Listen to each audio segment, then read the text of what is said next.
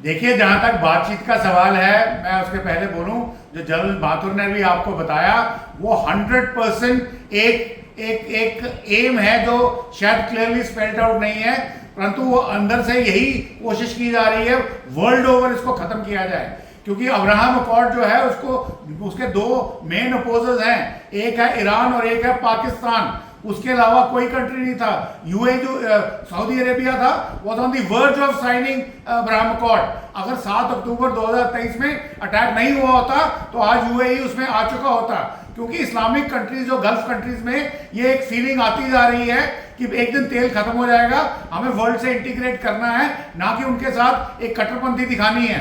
तो यहाँ पे ये बात समझ है, और ये ईरान में भी ये बात है। जैसे आपने बताया कि महासा अमीनी, जब को उन्होंने उसका मर्डर हुआ या जो भी हुआ, उसके दंगों में जो ईरानियंस को यहाँ पे 14,000 लोगों को उन्होंने मार गिराया उन दंगों में। हालांकि ईरानियंस ने माना कि 3,700 लोग ही मरे थे, मान लेते हैं 3,700, इट्स अ बिग नंबर। इसका मतलब ईरान के अंदर एक तबका है जो इस चीज को नहीं मानता, और वो आज भी उनको डराया जाता है। हमारे पास विजुअल्स हैं जो दिखाए जाते हैं फॉरेन चैनल्स के ऊपर कि लोगों को जो मुंह खोलता है उसको एलिमिनेट कर दिया जाता है। आईआरजीसी का कंट्रोल है, परंतु ये कब तक चलेगा?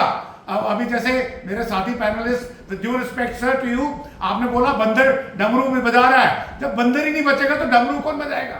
तो इसलिए जब अगर वो आपके अंदर, कंट्री के अंदर खाने को कुछ नहीं है, लोग कितने देशभक्ति कब तक दिखाएंगे? जब तक रोटी खाने को नहीं होगी, कुछ करने को नहीं होगा।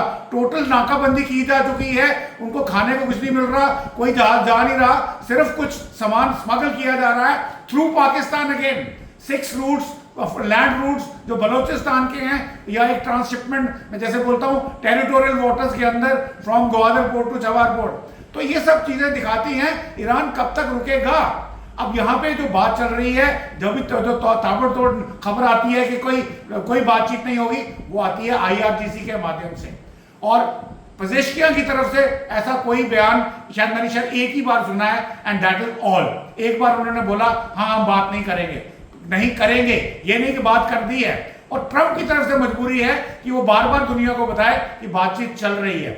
अब ऐसी स्थिति में ये आंकलन करना कि चल रही है कि नहीं चल रही है, बट एविडेंस ये कहता है कि शायद चल रही है, क्योंकि इसके अलावा चारा नहीं है।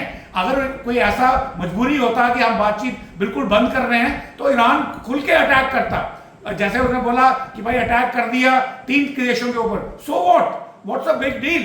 आप लड़ाई कर रहे हैं, वो 3 पे क्यों किया, 10 पे क्यों नहीं किया? मेरा सवाल ये है। अगर उसको बदला लेना है कि हमारे एक जहाज के ऊपर अमेरिकन ने उसको इनकैपेसिटेट किया है, अमेरिकन ने नहीं बोला कि हमने अटैक किया है, डिस्ट्रॉय किया, उन्होंने वो शब्द यूज किया है इनकैपेसिटेटेड द शिप। अगर वो किया है और आपने बदला लेना है, तो वाई ओनली 3 कंट्रीज?